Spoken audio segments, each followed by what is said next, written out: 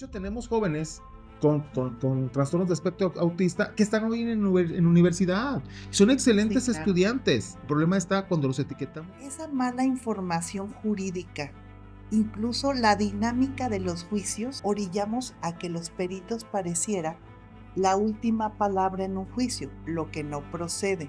En los procesos judiciales se imparte justicia, no se resuelven conflictos. Cuando ustedes van a un proceso judicial, la idea es que no nos necesiten. Pero no, necesito comprobar que tengo razón. Hola, ¿qué tal? Es un gusto saludarles de nuevo. Saber más para ser mejor, un podcast que llevamos para ustedes, Verónica Ucaranza. Y Anuar Morales. Bueno, estamos muy contentos y muy contentas porque hoy tenemos un invitado de honor. Platícanos, Anuar. Así es un maestro en psicología, perito del Consejo de la Judicatura del Estado de Jalisco, y nos referimos a nuestro amigo, al maestro Arnoldo Cisneros Espinosa. Pero además, yo le pudiera agregar, siempre nos ponen en los currículum, ya sabes, en licenciatura en psicología, y luego nos ponen especialidades, diplomados, pero él además, yo le veo varias virtudes. Una, esposo, padre, un buen padre, un hombre deconstruido, Un excelente amigo. un excelente amigo que además se le quiere y que siempre ha sido precursor de, de actos bondadosos hacia la sociedad y por eso además tiene nuestra admiración. Y entonces por eso nos referimos hoy así, Arnoldo, que estamos muy conmocionados porque el día de Contentos de que hoy nos acompañe. porque hoy está en este podcast Saber Más para Ser Mejor, que llevamos precisamente el conocimiento en esa canasta básica que hoy necesitan quien nos escuchan y que por cierto les pedimos que nos den un like, que no cuesta nada, que nos Un sigan, comentario. un comentario, que nos sigan en las redes sociales. De hecho, ha habido personas que participan dejándonos mensajes y nos ponemos en contacto para darle seguimiento y saber en qué les podemos ayudar. De hecho, ya nos pasó que una persona requeriría asesoría por Sí. tema de violencia, y por ahí la encaminamos para que recibiera la atención adecuada. Sí, ya estamos en el marco del 8M, entonces este tema precisamente de Arnoldo eh, vendrá a abonar a todo lo que estamos trabajando. Arnoldo, muchas gracias, que estás aquí. Muchas gracias por la invitación a todas las personas que aquí convergen en este excelente programa. Verónica, Anuar, siempre un placer estar con ustedes. Híjole, pues me siento como hasta cohibido, ¿no? Por esa presentación, ¿no? ¿Por qué? Permítanme dar una pequeña situación. Su servidor tiene en este ámbito más de 20 años de ser auxiliar de la justicia y yo me he dedicado más a tratar ese perfil bajo. Mi dinámica a veces no es de aparecer en medios publicitarios o en medio de conferencias. Antes sí lo hacía, pero después tomé la decisión de trabajar más con los administradores de la justicia o con los sabedores del derecho, ¿no? ¿Por qué? Cuando yo hablaba en eventos o conferencias, yo a veces me sentía después con una carga emocional adversa. ¿Por qué? Porque lo que yo les decía, debes de tomarlo desde un punto de vista constructivo, parecía que los estaba entrenando para pegarse más en los procesos judiciales. Yo les hablaba de procesos o de nombres, o les hablaba de alteraciones, síndromes y demás, y parecía como que lo que yo había hablado en ese evento lo copiaban, lo pegaban y lo presentaban como una demanda, una exposición de motivos o alguna situación de conductas no deseadas. Hay que recordar que en el medio no toda conducta antisocial es un delito y no todo delito es una conducta antisocial, ¿no? ¿Por qué lo digo esto? Híjole, porque a veces parece que el psicólogo, el auxiliar de justicia en psicología jurídica y forense, que hay que hacer esa especificación, a veces parece que más estorba que ayuda. ¿Sí? Les voy a decir por qué. Que si usted me lo permite, uno, la psicología, los psicólogos jurídicos forenses no somos abogados. Claro. La interpretación de la norma lo hacen los legisladores, lo hacen los juzgadores, no los psicólogos jurídicos forenses. Si es bien cierto, nuestro trabajo es en el marco de protocolos, normas, leyes o peticiones directas del juzgador o en ayudas de los legisladores cuando les damos nuestro conocimiento para la aplicación de leyes, lo es cierto que la interpretación de las normas son de los juzgadores, no de nosotros. Entonces, hay veces la gente nos ven como si fueran la dinámica de la revancha. Entonces, los psicólogos jurídicos forenses no somos abogados. Los psicólogos jurídicos forenses no ganamos juicios. Es más, y no destruimos a otro perito, porque luego me he encontrado compañeros que dicen, no, es que destruí al perito, es que hice esto, es que gané el juicio. No es cierto, porque el psicólogo jurídico forense da elementos. Cuando se nos contrata desde un punto de vista metodológico científico, no por servicios profesionales, no quiere decir que voy a poner lo que tú quieres. ¿Por qué les digo esto? Porque son esas razones que a veces la gente me busca y me dice, oye, quiero destruir a fulano de tal, decía, ajá. Oye, quiero comprobar que tengo razón. ¿Y saben cuáles eran los problemas? Eran de que a veces perdían objetividad jurídica. Claro. Entonces hay que tener en cuenta que la psicología tiene una subespecialización que es la psicología jurídica. Y la psicología jurídica tiene otras aplicaciones. Otras aplicaciones. Psicología jurídica, forense, criminal, policial, etc. No sé, Y por eso este programa es el psicólogo, ¿para qué sirve en un juicio? ¿Verdaderamente suma, resta, multiplica o divide? Y algo que nos tiene que explicar, porque fuera de cámara nos decía que a veces la percepción de la sociedad, y lo decía, que piensan que el psicólogo es simpático. Y no, es empático, más no simpático. Entonces, abran su mente, la razón y el corazón. Este programa está muy interesante. Y así, cuando en un juicio, y por ahí quiero empezar a platicarles, en un procedimiento judicial, pensemos los que más tenemos actualmente o de los que nos damos cuenta en un divorcio. En un divorcio donde mamá y papá se están disputando no solo la casa, no solo el monto de la pensión que tendrá que darse para los hijos o las hijas, de acuerdo a las características que los niños y las niñas tengan, y que quién se queda con la custodia, quién se queda con las convivencias, cómo se darán las convivencias, cómo se dará la patria potestad, en qué momento se pierde o no se pierde. Esa mala información jurídica, incluso la dinámica de los juicios, últimamente orillamos a que los peritos pareciera que vienen a dar o a hacer la última palabra en un juicio, lo que no procede. ¿Por qué se involucra un perito en un juicio? Primero empieza como perito. La ley, para que sepan, le ordena a quien juzga, ya sea un juez, una jueza de primera instancia, magistrados, ya sea de en este caso del fuero común o del fuero federal, obliga, como el juzgador, se le llama juzgador a quien toma esas decisiones, no tiene la verdad absoluta. Al no tener la verdad absoluta, se le dice, así lo dice la norma, debes de traer personas especialistas en cualquier materia que te ayude a dilucidar condiciones muy puntuales que tengas en el juicio. Y empieza el primer problema. Cuando el juez dice, es cierto, el papá dice que la mamá tiene una conducta incorrecta, inadecuada, Nociva. impropia, nociva, y bueno, las características que parece canción ranchera de todas las características muy desacertadas que ponen. Pero luego el juez o la jueza dice, ah, es cierto, nombremos un perito, y un perito, y es en psicología. Pero a veces no sabemos ni de qué tipo de perito. Decimos, nombremos un perito. Ok, ¿de cuál? Uno en psicología. Nombramos a un perito en psicología. ¿Y que no era suficiente? ¡Claro que no! El tema es que a veces las juzgadoras o juzgadores o aún los propios abogados no saben ni siquiera qué peritaje pedir. No saben qué pedir. O sea, ni Exactamente. siquiera sabrían qué dinámica requieren que un especialista haga. Y aquí podemos poner el ejemplo cuando me duele la rodilla y entonces vamos con el cardiólogo y entonces le explicamos que pues nos agitamos al caminar y que nos duele la rodilla y el cardiólogo voltea y te dice, bueno, ¿y cómo por qué no va con un especialista? Y entonces andamos brincando de especialista y luego vamos con el chochero.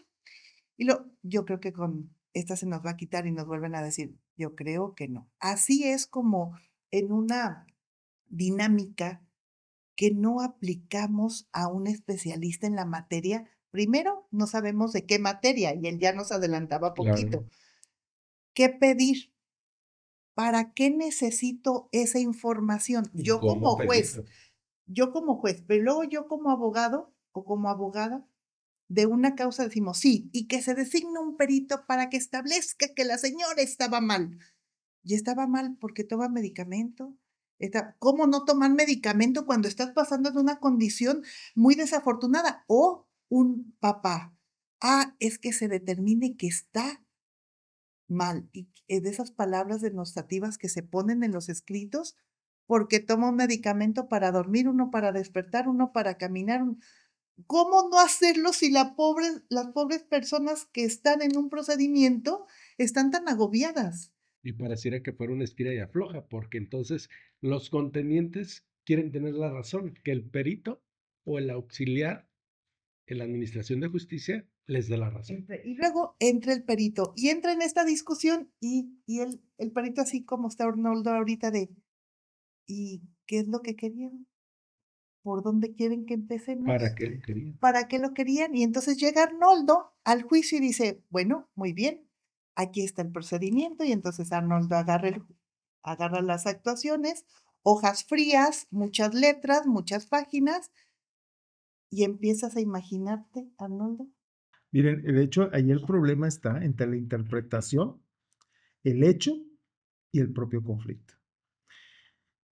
Híjole, me duele lo que voy a decir, ¿no? Y yo creo que a nadie les va a gustar tampoco lo que voy a decir. En los procesos judiciales se imparte justicia, no se resuelven conflictos. De hecho, voy a tratar de hablar sin teorías, ¿no? O sea, Sí. voy a tratar de hablar de forma coloquial, no por denotar las Sí, porque condiciones nuestra objetivas. audiencia incluso requiere Exacto. de un lenguaje muy ciudadanizado, Sí. accesible. Entonces, cuando ustedes van a un proceso judicial, la idea es que no nos necesiten. Tenemos miles de posturas y modelos para solución de ese conflicto, pero no. Necesito comprobar que tengo razón. 2, no quiero ganar. Te voy a pegar, vamos a decir la palabra, ¿verdad? Para evitar Te situaciones. voy a aniquilar. Vas Luego a viene saber otra. quién soy yo. Luego viene otra. Los procesos judiciales suelen ser costosos. Sí. ¿Por qué costosos? Porque abonamos a la situación de comprobar que tengo razón. Pero no solo eso, haces uso de los procesos, procedimientos e ingresos y sobre todo canalizaciones económicas del juzgado en tu caso y descuidas otros más, porque es tan complicado tu caso, que es tan conflictivo, que entonces auxiliares, secretarios, todo lo demás tiene que atender ese caso por la particularidad del caso.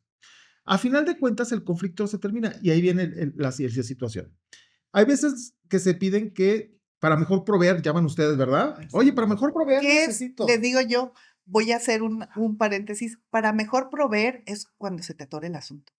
Para mejor proveer es, ¿y ahora qué hago? Para mejor proveer ¿Cómo es, justifico? ¿cómo justifico? ¿Cómo justifico? Y entonces, ante las decisiones que siempre, eso es algo muy importante, quien juzga debe de tener esa decisión clara y contundente, objetiva, razonada. Pero cuando a veces no la tengo y me hacen falta datos que decimos para mejor proveer. Y ahí viene la intervención. El problema es que nosotros podemos intervenir en cualquier momento, en cualquier punto, ¿eh? Ya sea un incidente, bueno, es un expediente chiquito, después de uno grandote, es un incidente. ¿Por qué? Para mejor proveer, luego a veces me dicen, en razón de la litis.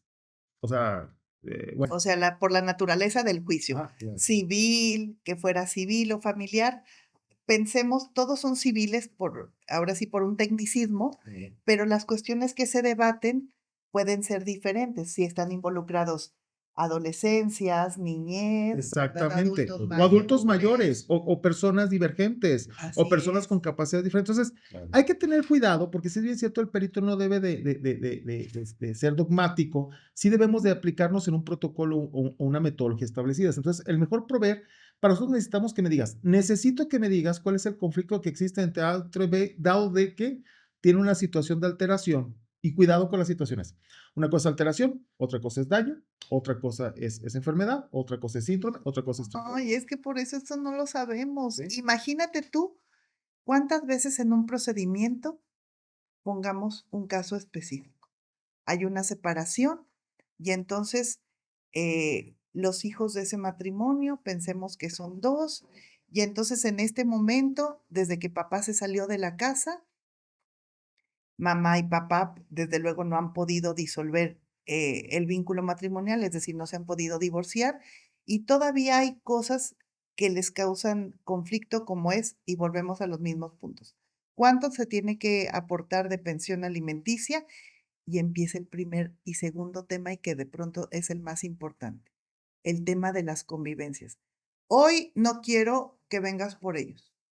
Hoy quiero que los recojas en la esquina del cruce tal, pero va aumentando. Ya no quiero que los veas. ¿Por qué? Sin decirlo, sin decirlo en los procedimientos, porque él ya tiene una nueva pareja, o ella ya tiene una nueva pareja, o simplemente decidió que ya los hijos ya no fueran con el papá porque ella considera que el papá tiene conductas nocivas, o viceversa. Ya se están teniendo procedimientos donde hombres dicen, ¿sabes qué? Yo necesito, ya no necesito solamente las visitas con mis hijos o mis hijas. Yo lo que necesito es que me regreses a mis hijos y yo los quiero tener, porque ella es tóxica. Ella, y lo dicen, porque está loca. Y alguien me preguntó una vez, oiga, ¿por qué en un procedimiento ya me pusieron que estoy loca? Le dije, bueno, pues yo creo que lo podemos poner como un adjetivo calificativo a su favor. Pues, ¿cómo no están las personas en esa condición que hemos puesto esa palabra denostativa cuando te enloquece saber hombres y mujeres? Pero esto le pasa a hombres y mujeres, no solo a las mujeres. Y entonces él que tiene que definir todos esos, ¿cómo les podemos llamar? ¿Componentes en el ser humano? En la personalidad hay que reconocer que la personalidad se forma precisamente de hábitos, de costumbres, de comportamientos, de alusiones al otro. Yo aquí quiero hacer un paréntesis, hay que tener mucho cuidado. Las normas de cómo ofrecer una pericial es muy clara. O sea, dime Sí. cuáles son los puntos controvertidos. El problema está que, de hecho, tiene que entrar un cuestionario. Ese cuestionario lo tiene que hacer un diestro en la materia. Porque luego me preguntas, que diga que si la personalidad de la persona A a B es nociva para la persona del niño. Están jugando, de hecho, en el proceso judicial hay algo que se llama el menor riesgo.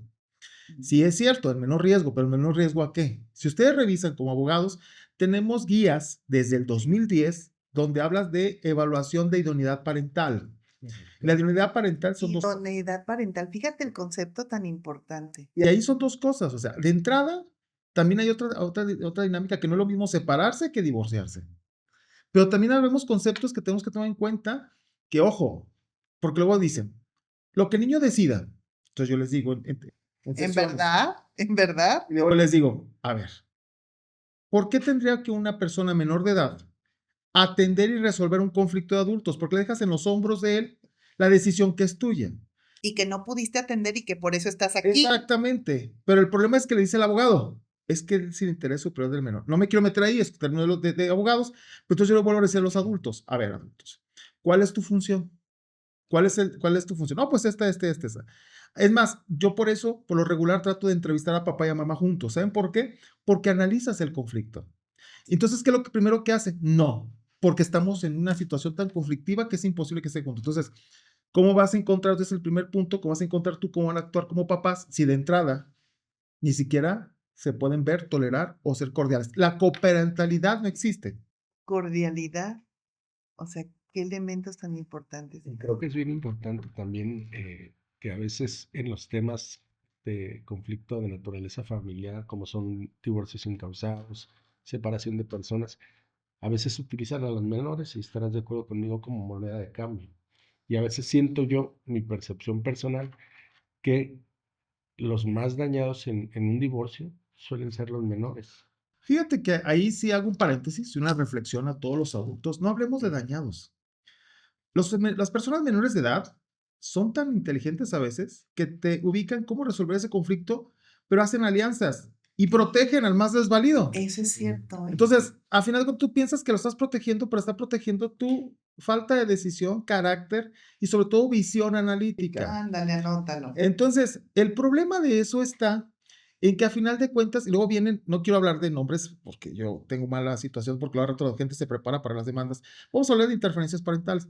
Pero ¿saben cuál es el problema? El problema no es que mi hijo no vea a su papá o no vea a su mamá. El problema, o que lo olvide, sería lo de menos, ¿no? Sí, porque hemos tenido conocimiento de asuntos donde efectivamente el papá insiste en una convivencia y bueno, ya sabes, los asuntos terminan una instancia, después se van a otra instancia por algún recurso y de pronto alguno de los dos, pero más es eh, esa condición hacia los padres, donde ya perdieron 2 o 3 años que no han visto por ningún medio a su papá, que no puede tener una llamada telefónica, que desde luego ni siquiera se puede asomar a la escuela porque incluso puede tener un mecanismo de Y protección y se ya pierde, veíamos los mecanismos de protección tan efectivos que eso sí funcionan. y se pierde de vista que es el derecho del menor a ver a los padres, ¿eh? Claro. Nada más hay algún paréntesis, hay que tener mucho cuidado. No sé si lo han notado ustedes, pero el problema no es que lo olviden, o el problema no es que lo vean. Aquí la situación es la desvinculación. Porque, fíjense bien, no quiero que olvides a papá o a mamá, quiero que lo recuerdes que es un peligro para ti. O sea, el problema no es... Porque si te acuerdas que nos dejó, ¿verdad? Exactamente, la Si te acuerdas que, mira, hoy lo que estamos comiendo, si te acuerdas que tu papá no nos ha dado dinero. Entonces ahí entraría y digo, para que tú no lo expliques de una forma sencilla, lo que se le llama alineación parental. Híjole, yo no quería tomar Porque eso nos etiquetar. No, va a dar pero, para pero otros creo asuntos, que pero hoy es lo más mucha común. gente ha Mira, escuchado el Eso es término. cierto. Híjole, Anuar, me acabas de meter en una canción de 11 varas. Segundo programa, anótalo.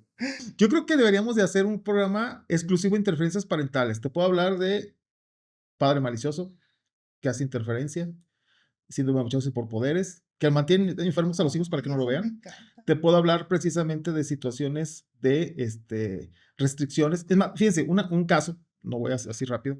Cada estado tiene sus particularidades, ¿estamos de Eso es acuerdo? cierto. Y cada caso tiene sus estructuras de procedimiento. Si es bien cierto, la Suprema Corte de Justicia de la Nación tiene protocolos hoy llamados con perspectiva de infancia, discapacidad, identidad de género, etc. Y hay manuales también. Ok, luego, bueno, dicen los abogados, es que no son vinculantes. Bueno, ese no es mi tema, pero entonces si no es vinculante, dime qué vas a hacer. Por ejemplo, hay un programa que me encanta. Bueno, tiene sus asegúnes, como todo. Por ejemplo, la Ciudad de México tiene un programa que se llama Bosti, es un robot. Sí. Y lo utilizan con las dinámicas que tienen que ver con escuchas y demás. Pero ahí intervienen 3 psicólogos: el de la parte, el que programa el robot y el de la institución. Luego tú te vas a cámaras GESEL y son 2 psicólogos. O sea, siempre debe de haber, o siempre las partes piensan que tiene que haber siempre un psicólogo. O sea, ¿por qué debería? ¿Por qué no utilizamos la tecnología? O sea, y evitamos esas interferencias que tú me hablas. Sí. Porque aquí el problema del psicólogo no es la interpretación de la norma. El problema es que le digamos al juzgador cuál es el conflicto que tiene esa familia. Todas las familias pueden ser divorcio, pero no son iguales. Claro. Y la opinión, aquí es donde viene el primer elemento. La justificación de la participación de un especialista de cualquier materia, pero en este caso la psicología, que vamos a entrar en tema de que nos defina cómo, para que la gente conozca, así como cuando hablábamos del protocolo de Estambul, que decíamos, ahí se escucha como complicado, pero ya cuando les escuchas de quien lo ejecuta, lo naturalizas para tu vida. Hoy, cómo esta incorporación de un psicólogo o de una psicóloga, es decir, de una especialidad en psicología, pero no todas son iguales. Es decir, como el abogado que a lo mejor tiene una especialidad en penal, en civil, en familiar, en laboral, en,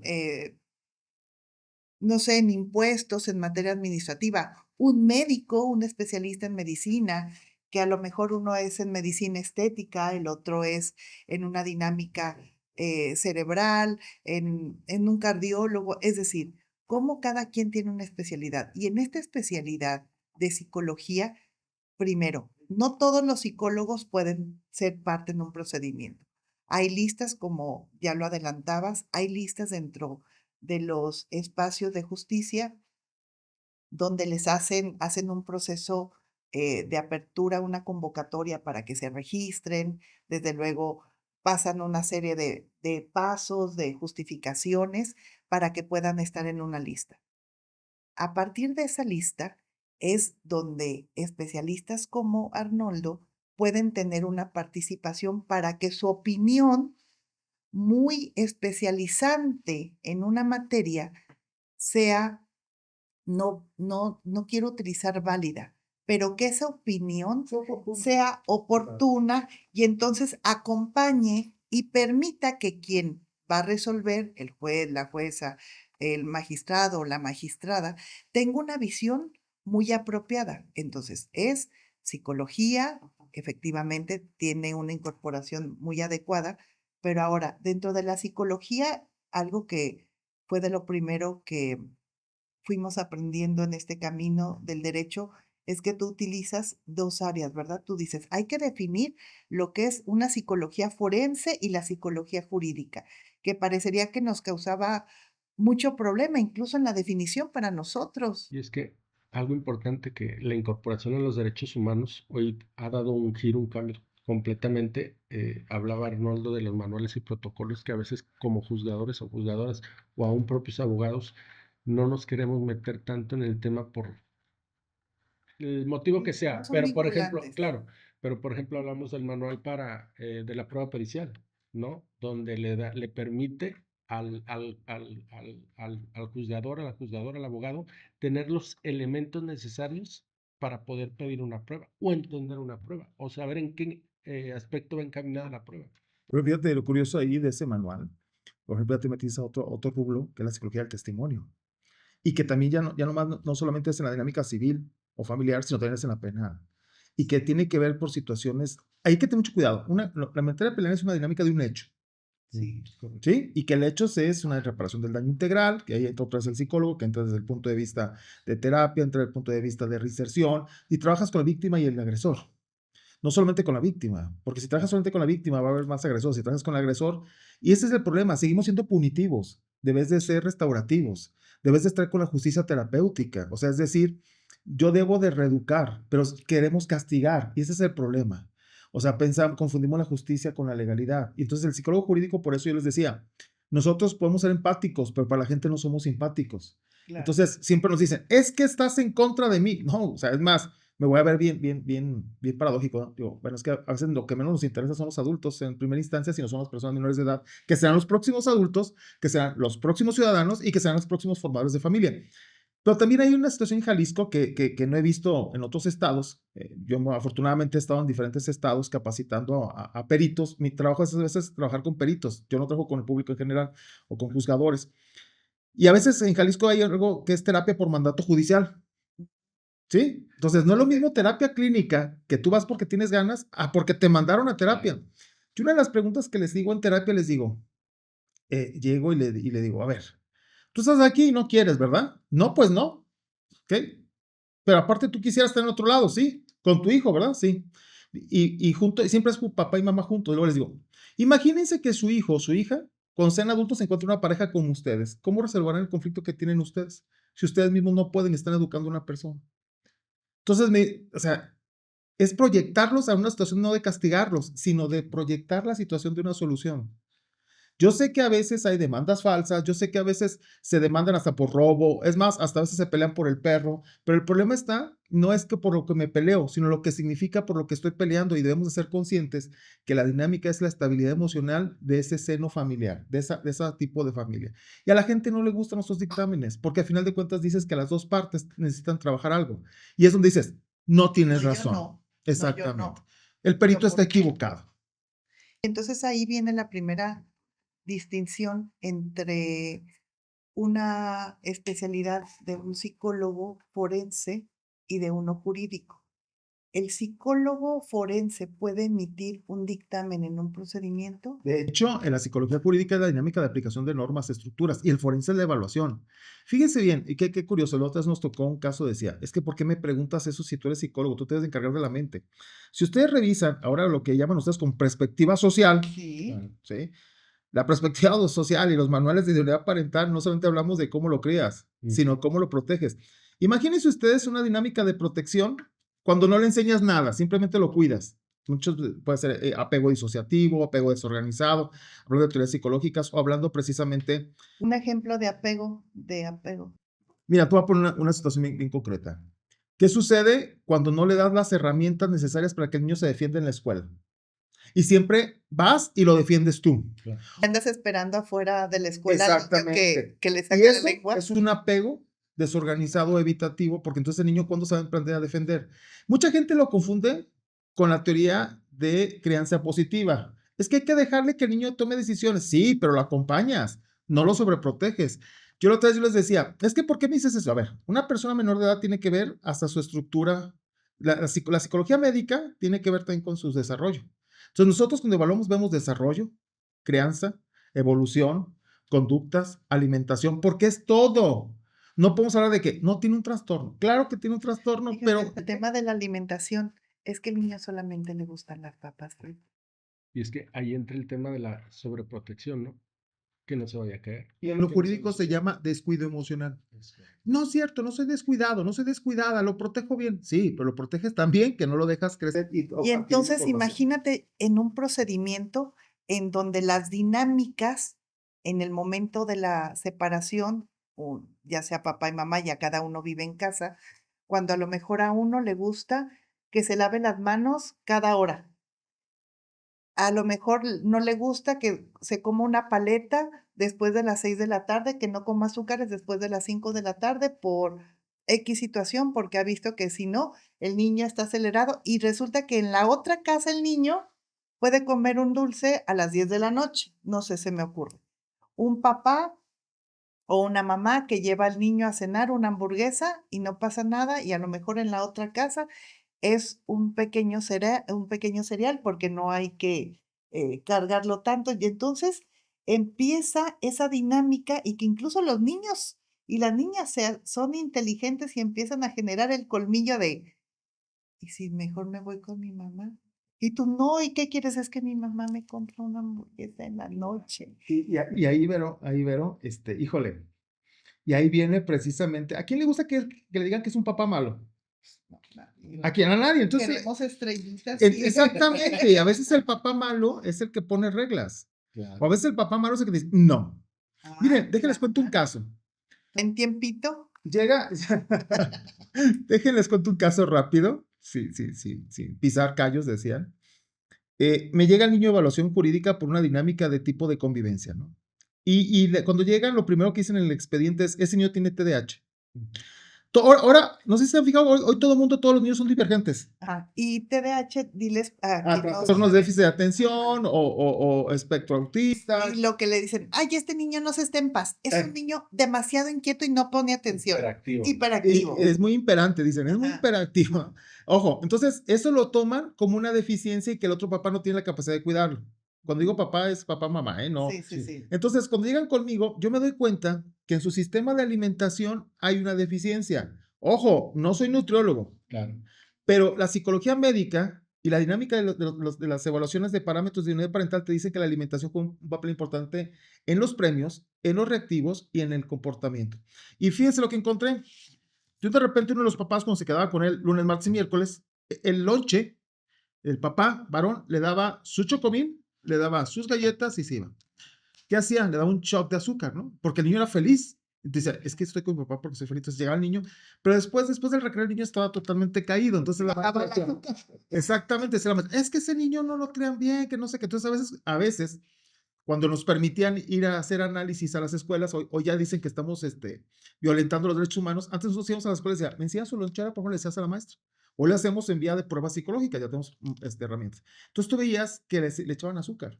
Entonces la otra mamá, no, le echaba verdura, le echaba fresa. Entonces el niño decía, es que el niño tiene TDAH, a veces está así, a veces está así. O sea, no está enfermo, no le etiqueten. Trae una dinámica de equilibrio. Entonces, ¿qué es lo que tuvimos que hacer? Yo pedí ahí, de acuerdo a la psicología médica, porque luego nos dicen que nosotros no somos médicos, pedí un examen de biometría hemática completo interpretado. Y tú te das cuenta de los almidones y los azúcares y que tiene una respuesta como tal. Dices, mira, el problema no es psicológico, es médico. Papá, te puedo encargar que vayas con un especialista, bla, bla, bla, bla, bla. Entonces, ojo, piensen que nosotros nada más nos dedicamos a la mente. Sí, pero la mente va en... No hay salud sin salud mental, güey, para terminar rápido. Claro, y creo que eso es algo bien importante porque luego la gente todavía sigue teniendo como que esa mala interpretación de que, es que voy con el psicólogo porque estoy mal. No, y realmente Yo lo pongo como ejemplo, es como cuando tú tienes el carro, ¿no? Que cada 6 meses vas a que lo afinen para que el carro siga funcionando bien. Creo que así es la parte de la Y, por psicología. ejemplo, quieres tener un cuerpo sano, vas al gimnasio. Incluso en cirugías tan severas como puede ser una cirugía de columna, te mandan a rehabilitación. ¿Y por qué hemos em, puesto una etiqueta fea, una etiqueta social? ¿Vas al psicólogo? O sea, puedes decir, vamos al dentista, ay, nos vemos más tarde. Hoy tengo cita en las uñas. Ah, ok, no, voy al psicólogo. Y entonces, ay, Y dame creo que esa rápido. parte en la crianza de los hijos, por poner un ejemplo, la importancia de- de- de buscar a especialistas en psicología para que nos ayuden al desarrollo y la interactividad con los hijos y aún en el matrimonio. Déjame hacer una observación, Anuar, Vero. Tuvimos un caso donde involucra otro procedimiento jurídico. ¿Se acuerdan antes cuando se llamaban los procedimientos de interdicción? Que ahora ya no se existen. Claro, era una jurisdicción voluntaria donde solicitabas el estado de interdicción. Una Bueno, JB. ahora ya ven que Decíamos, perdón, esto implicaba rápidamente en términos jurídicos que una persona ya no era capaz de valerse. Casi siempre era orientado a los adultos mayores. Exactamente. O sea, era como, ya tiene 60 años y mi mamá dice, ven, Pablo. Y resultaba que no era Pablo, era Era José, Juan. era Juan. Ven, tráeme la cuchara. Y no era la cuchara, era el plato. Y lo empezaron a decir los hijos, uy, a mi mamá ya se le anda botando la canica. Exactamente. ¿Cómo ves si no sé a que le vaya a regalar a alguien la cuenta? ¿No les parece bien que hagamos un juicio de esos y alguien de nosotros administramos los bienes? Así empezaban los procedimientos. De hecho, déjenme decirles que ahorita escuché a un colega de ustedes, un abogado, que decía, esta es como la muerte administrativa, porque al final de cuentas lo haces. Pero fíjense bien, ese caso en una dinámica familiar, bueno, y que ahora son apoyos y salvaguardas jurídicas, ¿no? Que así les Sí. llaman ahora, ya, por ser una dinámica discriminativa, porque no es que sean incapaces para hacer algo, lo hacen diferente. Un papá tuvo un accidente en moto. El problema fue de que el papá quedó con una deficiencia cognitiva. Sí, no me voy a meter con nombres de trastorno, ¿no? Tiene su nombre, tiene Claro. deterioro, y tiene que tomar rehabilitación, ¿no? Lenguaje otra vez, tiene que tomar situaciones de ir a aprender a caminar, a conocer la prótesis. Eso lo aprovecha la otra parte, que era la mamá custodio, porque el papá era el papá no custodio, dice, es que él está interdicto, ya tiene un retraso mental para cuidar a mi hijo y no tiene la capacidad para educarlo, guiarlo, ni protegerlo. Y genera un juicio en aquel entonces de interdicción. Fíjense bien la estrategia de los abogados y también la intención de pegar, no de Como cuidar. siempre hay una intención, eso es Sí, o sea, por eso les decía, no es el hecho que gane, es te voy a pegar, te voy a destruir, te voy a aniquilar. ¿Verdad? Entonces el problema está que nos mandan a hablar, pero ahora, de hecho, hay un protocolo con personas de adultas mayores, un protocolo con para personas con discapacidad y ahí en esa interacción vienen todos los protocolos. Exactamente. Y ahí el psicólogo forense, bueno, jurídico, porque tienes que conocer esas, y forense por la evaluación, tenemos que aplicar funcionalidades. Correcto. Funcionalidad social, psicológica, biológica, y todo va en conjunto. Abro un paréntesis, funcionalidades. Es decir, hoy no hablamos de lo que no te funciona, hoy hablamos de lo que sí te funciona. Es decir, si nada más no me funciona porque tengo una lesión o estoy con una discapacidad física y que en este momento traigo una silla de ruedas, todo lo demás me funciona. Entonces ya no me juzgues por lo que no camina, por lo que no se mueve. Y creo que eso es importante porque pasaba, por ejemplo, en el tema de adultos mayores y dejaban al adulto mayor ahora sí como una persona que no tenía capacidad para valerse por sí sola cuando tenía otras actividades, otras formas de interactuar diferenciadas, pero pareciera que pues quieren poner a una persona de 20 años con una persona de 70 años que tengan las mismas capacidades cuando pues Aquí el punto, Anuar, es que no estamos hablando de un adulto mayor. Bueno, y que ahora ya es la segunda generación de Bueno, 60. por poner, Estamos hablando de una persona de 30 años que le Claro. estaban diciendo que ya no tenía la eficacia y la eficiencia y que era un ¿Y qué riesgo para la pasó? crianza. Hicimos, y sí, efectivamente, la persona estaba en silla de ruedas porque necesitaba rehabilitación. Entonces decía que cómo iba a cuidar a un niño de 6 años que no tiene la capacidad. Claro que tiene la capacidad, porque no es la dinámica de castigarlo, es la dinámica de acompañar sus actividades. Entonces, demostramos ahí, en base a la funcionalidad, que sí podía. Ojo, demostramos que sí podía. Las técnicas de convivencia es otra cosa. Entonces, fíjense bien las intenciones, es por mencionar de forma rápida, pero entonces les hablo también de otras cosas. Cuando entonces condicionas al otro papá no custodio y le dices, es que tú no tienes la capacidad, eres un riesgo porque mi hijo es divergente o tiene una patología, entonces tú no lo puedes cuidar porque no sabes. Aíslas al papá no custodio, que no vaya a instrucciones, a capacitación y tú te vuelves como el monitor, el papá. Entonces eres el todo, entonces tampoco no lo dejas crecer. Ese es un descuido emocional. De hecho, tenemos jóvenes con trastornos de espectro autista que están hoy en universidad. Son Sí, excelentes claro. estudiantes. Entonces, no podemos limitarlos porque tienen una alteración en su aprendizaje. De hecho, aprenden bien. El problema está cuando los etiquetamos y queremos tomarlos no como moneda de cambio, sino de reconocer lo que te fuiste, lo que me dejaste y lo que hoy ya no es tuyo.